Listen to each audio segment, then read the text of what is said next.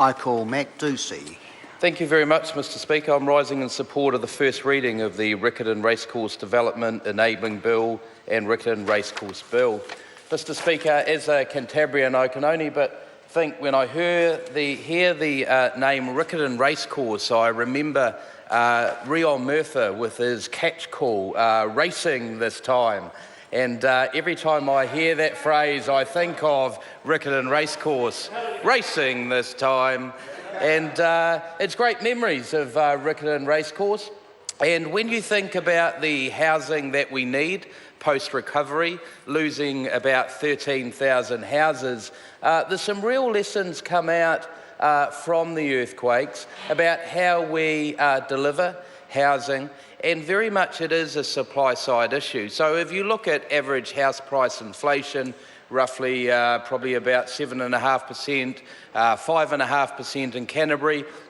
But if you look at my electorate of Waimakariri, Mr Speaker, about 3.5%, and the learning there is that if you free up land, you deliver housing, and that meets demand. And I think this bill supports that philosophy.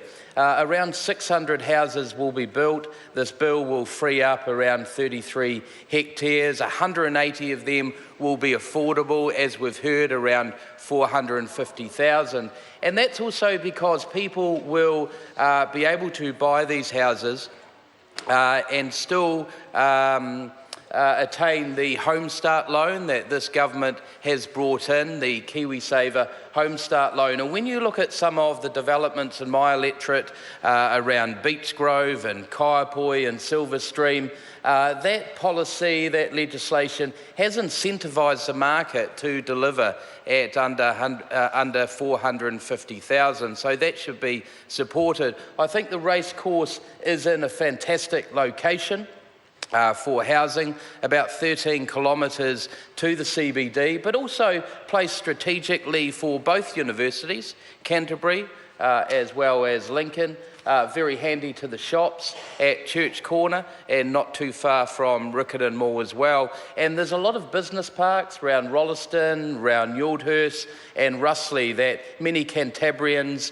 are working in now. So this housing stock will put them in a great place to access that as well. So, Mr Speaker, in summary, I wholeheartedly support this bill, commend it to the House, and looking forward for it to go through to the Select Committee and to hear the submissions.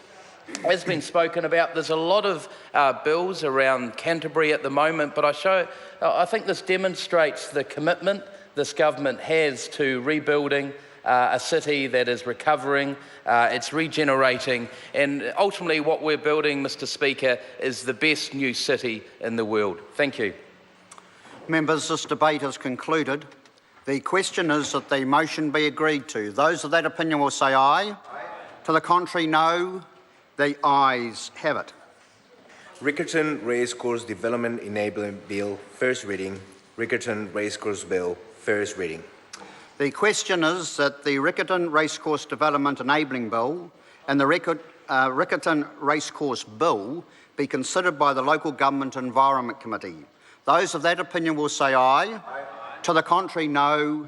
The ayes have it. The Honourable Dr Nick Smith. Mr Speaker, I move that the Riccarton Racecourse Development Enabling Bill and the Riccarton Racecourse Bill be reported to the House by the 7th of March 2016. The question is that the motion be agreed to. Those of that opinion will say aye. Aye. To the contrary, no. The ayes have it.